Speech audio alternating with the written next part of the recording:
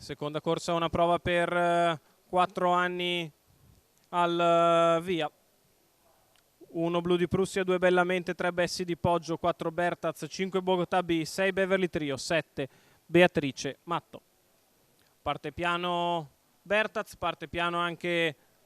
Beverly Trio.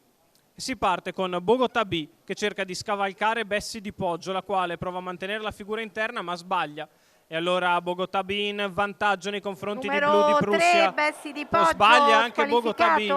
e allora rimane al comando Blu di Prussia. Numero Colpi di 5, scena, Bogotà B, ripetizione squalificato. con Blu di Prussia che senza colpo ferire si ritrova al comando, 200 metri in 15,9 e Blu di Prussia è all'avanguardia. Beatrice Matto è seconda alla corda, in terza posizione c'è Bellamente, poi ancora il 4 di Bertaz a precedere Beverly Trio. Si va sulla curva di sinistra dopo 400 metri in 39 con Blu di Prussia che guida nei confronti di Beatrice Matto, quindi Bellamente 46,3 per i primi 600 metri di corsa da parte di Blu di Prussia che procede davanti alle tribune, un po' caracollante nella sua camminata. Il mezzo miglio iniziale in 1,1, Blu di Prussia, Beatrice Matto, Bellamente,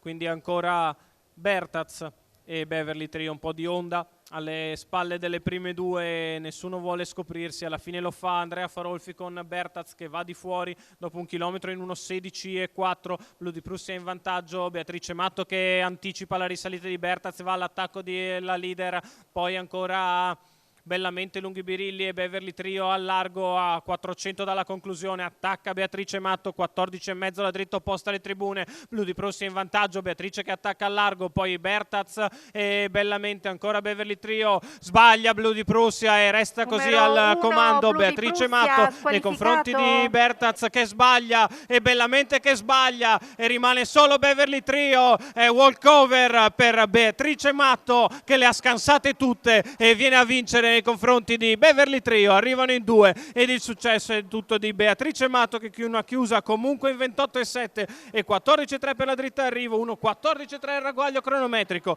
il training di Enrico Montagni, i colori dell'azienda agricola Arnova, ma soprattutto le mani di Vincenzo Piscoglio dell'Annunziata che hanno portato al palo la figlia di Gruccione Jet che merita l'assunto in un periodo di forma davvero strepitoso per Beatrice Matto che ovviamente sfrutta le rotture avversarie, prima di Bessi di Poggio che provava a contenere Bogotà B, poi di Bogotà B al comando da sola sulla prima curva e poi di Blu di Prussia che non era più precisa di camminata ed è finita di galoppo a metà dell'ultima curva. Beatrice Matto si allunga e vince nei confronti di Beverly Trio.